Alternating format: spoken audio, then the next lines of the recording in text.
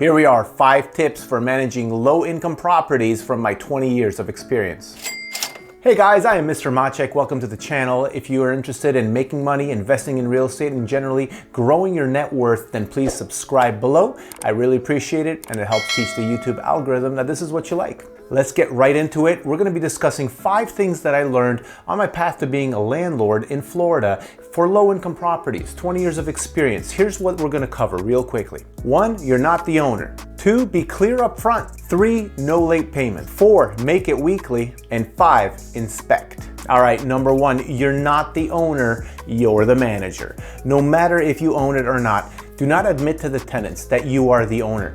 What I found over the years is that when people find out you're the owner, they think that you can just do anything for them. But when you're a manager and you claim to be a manager, then your hands are tied. You can't make special exceptions for people and their excuses. So really, when it comes to explaining who you are, just always say you're the manager, no matter who the owner is. And in fact, you wouldn't be lying if you have it registered under an LLC and you are the manager of the LLC. And that's what I do. Not to mention, you have some legal protections as an ownership in an LLC. Number 2 is be clear upfront. And that has to do with everything in your lease. Be clear, no pets. Be clear, no indoor smoking. Be clear, we're gonna have inspections. Be clear, you can't be late. Be clear about all the rules you have. It's much better to go and let them know ahead of time what's going to happen if they're going to break the rules of the lease. Be clear if they have a family member that just moves in with them, or maybe a boyfriend or a girlfriend. Be clear if someone moves out. Just be upfront and communicate everything before signing a lease. Okay, number 3, no late payments. That's it. Bottom line, you do not accept late payments. That's it. In point number 2, you were already clear with them and you told them what's going to happen if they don't pay rent on or before the 1st of the month. Not on the 3rd, not on the 5th. That's when the late fees start adding up. You have to be clear and do what you said you're going to do. So on the 1st, if you don't see money in by 5 p.m., you serve a 3-day notice. Then when they go and try to pay you rent, too late. Then if after that 3-day notice, they still haven't paid the rent, it's too late. You're gonna go file an eviction. You have to do it immediately because they're going to take advantage of that. That is just my experience, and I'm talking about low-income rentals. It could apply to all other rentals. I'm just telling you what I've experienced. You gotta be really strict, and you're just a property manager anyway, so don't worry about it.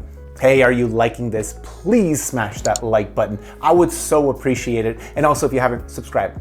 Okay, point number 4, and this is a really good one because it's gonna put more money in your pocket. And that point is make it weekly. Now here's what I mean. Let me give you an example.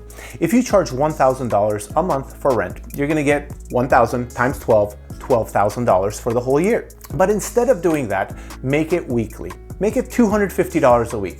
Just take $1,000 divided by 4, and that's $250. But the magic happens in the math. Because when you multiply 12 by 4, you get 48 weeks. But in reality, you're actually collecting for 52 weeks. So you get an extra month's worth of rent. That's actually an 8.3% increase. So just make sure that you collect it every single week. And in Florida, the eviction laws are actually a little bit better because you have to give them less of a notice when you're ready to not renew their lease. Now, I'm not a lawyer. I can't tell you exactly what to do. In my other video, I've already told you to go read the residential tenancy statutes. That's what you want to learn. And it's going to tell you all the rules that you have to oblige by. But bringing it back around to point number 4 is make it weekly. It's gonna make you more money and it's gonna give you other advantages in terms of when you're ready to not renew the lease.